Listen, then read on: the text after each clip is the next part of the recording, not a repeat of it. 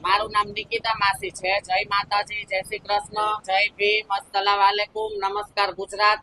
મારી રજૂઆત એટલી જ છે કે હું હર્ષ સંઘવી સાહેબ, નરેન્દ્રભાઈ મોદી, અમિત શાહ સાહેબ, ભૂપેન્દ્રભાઈ પટેલ અને મારા રાજકોટના સીપી સાહેબને બધાને એટલી જ જાણ કરવા માંગુ છું કે આજે હું સત્યના માર્ગ ઉપર ચાલુ છું એટલે એકલી છું અને એ લોકો ખોટા માર્ગ ઉપર ચાલે છે એટલે એ લોકોનું ઝુંડ છે। પહેલું તો મારું કહેવું ઈ જ છે કે રાજકોટમાં રોડ રસ્તાઓ ઉપર જેટલા કિન્નરો માંગે છે ને એનું મેડિકલ રિપોર્ટ કરવામાં આવે કે બાયડી છોકરાઓ વાળા છે। હું તમારી સાથે ચાલીને ભેગી જ આવીશ કે બાયડી છોકરાઓ કેટલાને છે ને કેટલા ડુપ્લિકેટો છે। અને બીજો આક્ષેપ એને મારી ઉપર એવો કર્યો છે કે નિકિતા માસી 25-25, 30-30 હજાર માંગે છે। તમે એકલતામાં ક્યાંય માંગ્યું નતું, જયારે અમે સાથે હતા ત્યારે માંગતા હતા ત્યારે એ પૈસા લેતી જ હતી। અને અમે મારું કેવું એટલું કે અમે એને માંગીને દેતા હતા તો મેં એને એટલું કીધું કે ગુરુ તમે આ તમારો જે લવર રાખ્યો છે, કાલે એને જે દીકરો દર્શાવ્યો મિહિરને, એ કોઈ દીકરો નથી, એની ઇન્સ્ટા આઈડી ચેક કરીને જોઈ લેવાનું, એની સાસુમાના એની નણંદના બધા વિડીયો પ્રૂફ છે જ કે ગુરુ તમે અમે આટલું માંગીને દઈ છી તો તમે સોનાનો દાણોય ના પહેરાવો તો કે મારો મિહિર પહેલા પછી તું। બસ આ વસ્તુથી મને નારાજગી થઈ એટલે મેં એને કીધું કે તમે તમારી રીતે। રાજકોટની પબ્લિક પાસેથી પૈસા માંગીને એ મઢમાં આપતી નથી, મઢમાં રહેતી નથી। એ અલગ જગ્યાએ બંગલા બનાવીને રહે છે, એના લવરને 1-1 કિલો સોનું પહેરાવે છે, ફોર્ચ્યુનર, થાર એવી ગાડીઓ લઈ અને શોખ મોજ કરે છે। રાજકોટની જનતાને નમ્ર અપીલ છે કે આવા લોકોને પૈસા આપવાનું બંધ કરો। લગ્ન પ્રસંગ હોય તો 1100-500 રૂપિયા આપો, દીકરીના લગ્ન હોય તો રૂપિયો ના આપતા।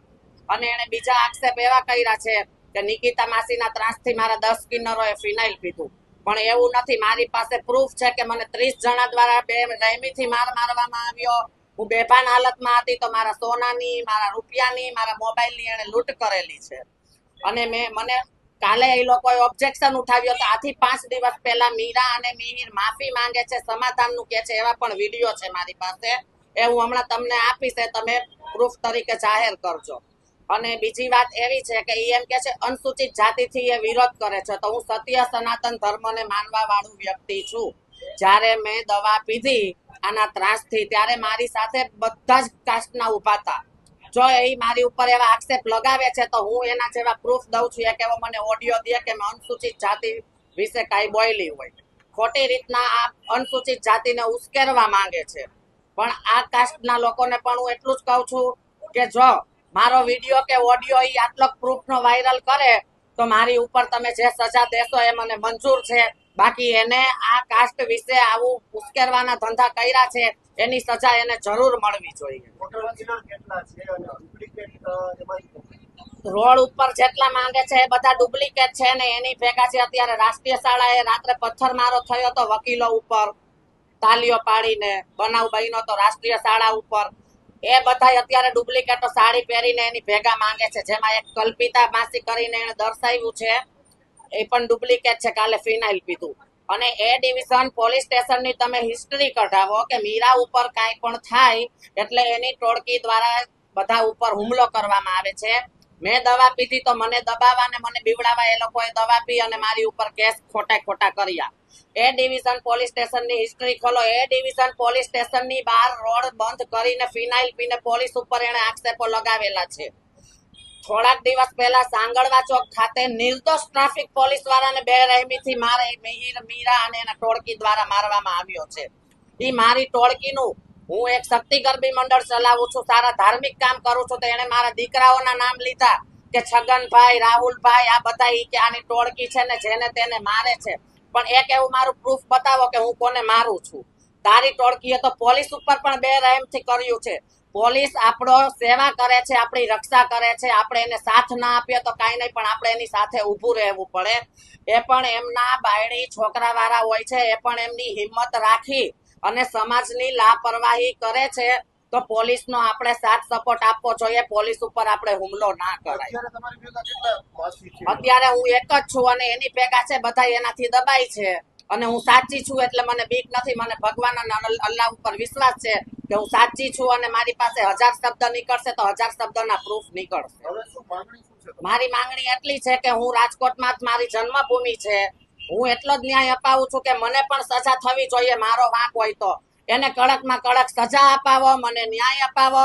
અને હું પેલા તો દેશદ્રોહીનો ગુનો નોંધીશ. મને કે તમે મારા ચેલાઓ મારા વિરોધ થાવ છો ને હું બીજા કિન્નરોને રાજકોટ વેચી દઈશ, જેથી તમે રાજકોટ માંગી ના શકો.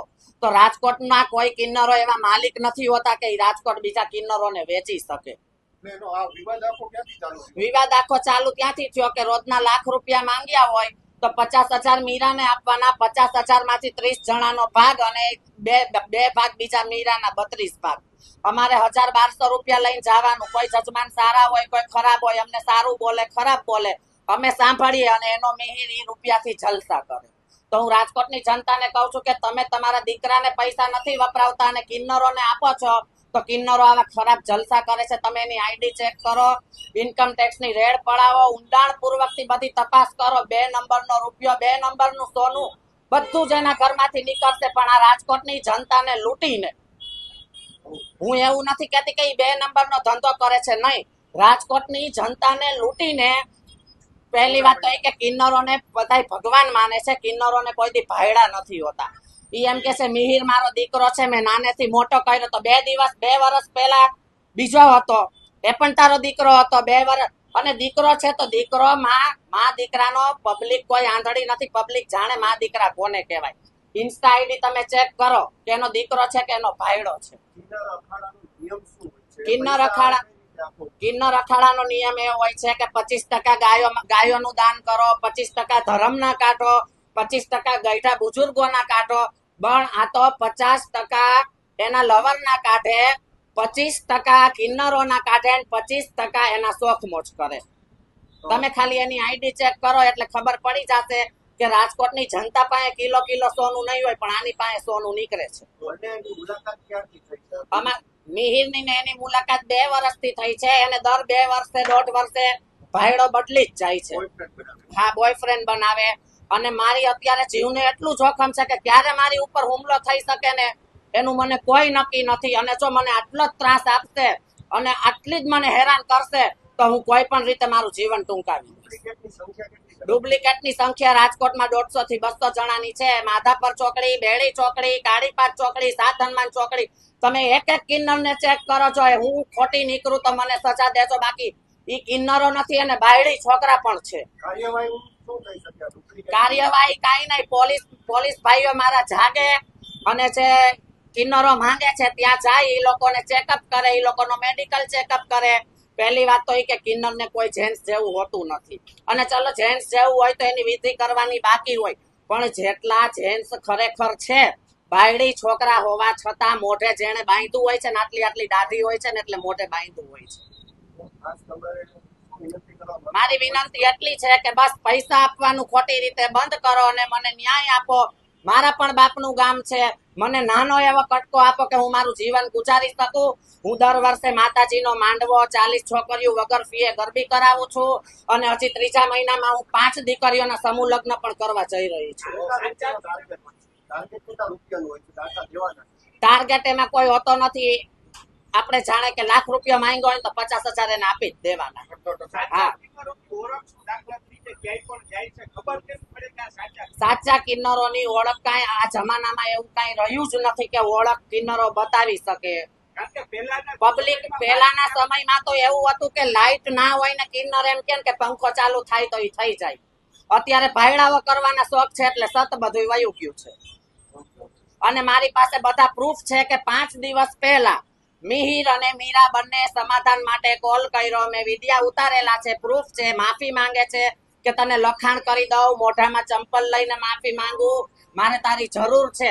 અને મેં જો એ વસ્તુની સમાધાન કરવાની ના પાડી ને એટલે એની મારી માથે આવા ખોટા આક્ષેપો કર્યા છે.